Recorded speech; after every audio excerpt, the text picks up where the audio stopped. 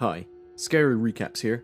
Today, I'm going to explain the movie As Above, So Below from 2014. Beware of spoilers. The film begins with Scarlett Marlowe, a young woman passionate about history, as she travels in Iran in search of a clue that will lead her to the dream of her life. She meets with a man named Reza, and together they enter a catacomb underneath his house.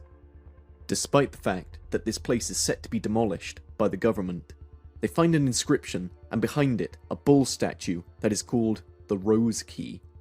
She reads the markings on the artifact, recording most of it on her camera, and then leaves. She manages to get out on time just before the catacomb collapses from the explosives. Outside, she tells Reza that she can now complete her father's work, obtaining the Philosopher's Stone, even though Reza warns her about the dangers ahead. Later on, in Paris, Scarlett and her cameraman, Benji, go to the house of Nicholas Flamel, the well-known alchemist who was believed to have the Philosopher's Stone. They enter his crypt, trying to find clues of the location of the stone. Enlisting the help of an old friend, George, they succeed in reading a message on the headstone of Flamel's tomb. After much discussion, they agree that the note on the stone points to the catacombs below Paris. The next day, Scarlett and Benji go on a tour in the catacombs. They locate the entrance they want, but fail to enter because it's in an off-limits area. A mysterious boy from the tour tells them about Papillon and advises them to ask him to be their guide. Afterwards, George joins them, and together they meet Papillon at a party. In order to convince him to help them out, Scarlett tells Papillon about a treasure in the catacombs and offers him half of the loot.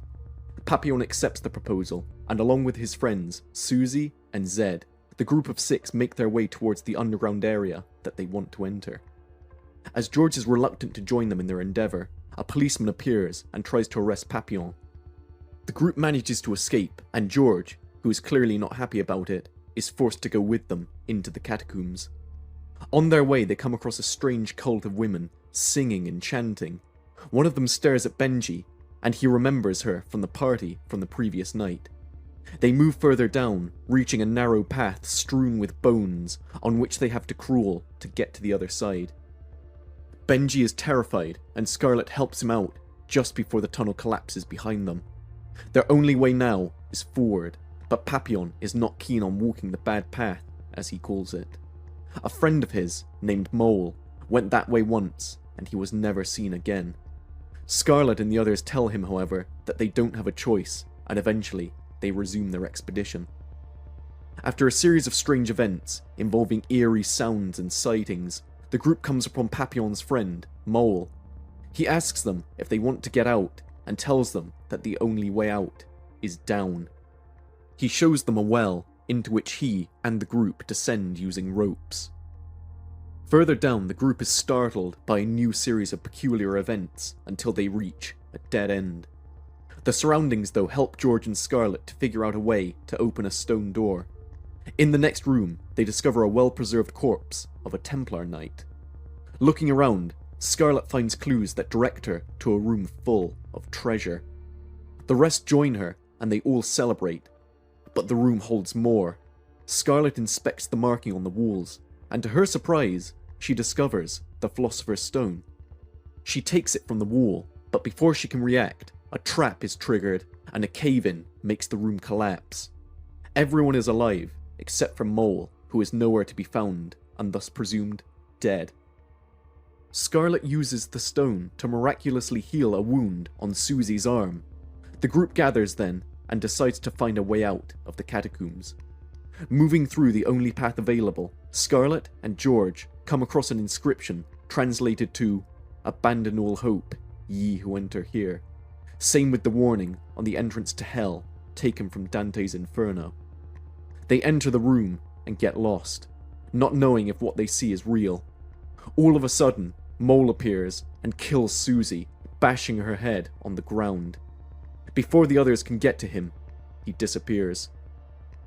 Scarlett tries unsuccessfully to heal Susie with the Philosopher's Stone. Terrified and devastated by her death, the group carries on, desperately trying to find a new way out of the catacombs. The group, however, is starting to experience vivid hallucinations that seem to correspond with actions of each individual's past. After some time, the group finds another well and rappels down. During the descent, Benji sees the same woman from the party and the ritual. The strange figure attacks him, making him fall down the hole to his death.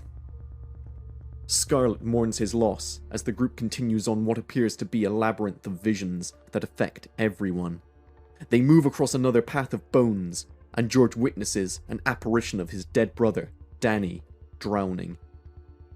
Scarlet calms him down, and they carry on until they see a light in the distance, which turns out to be a car on fire.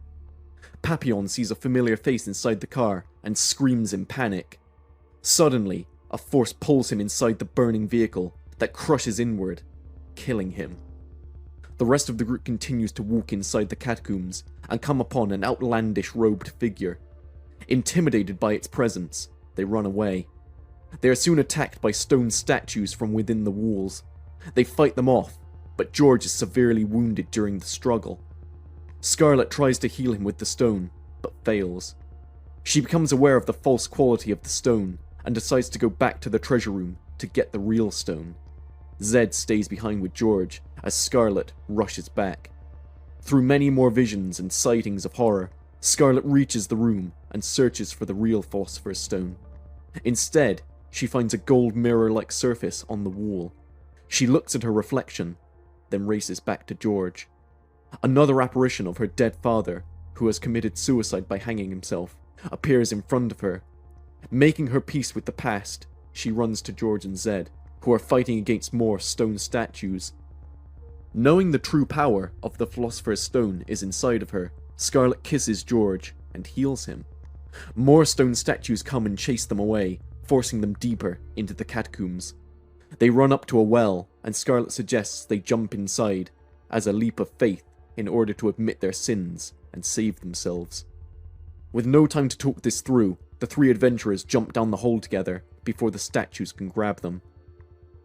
Landing in a new place, Scarlet brings up the phrase, "as above, so below," they have seen earlier in the catacombs, and realizes that the entrance lies beneath their feet.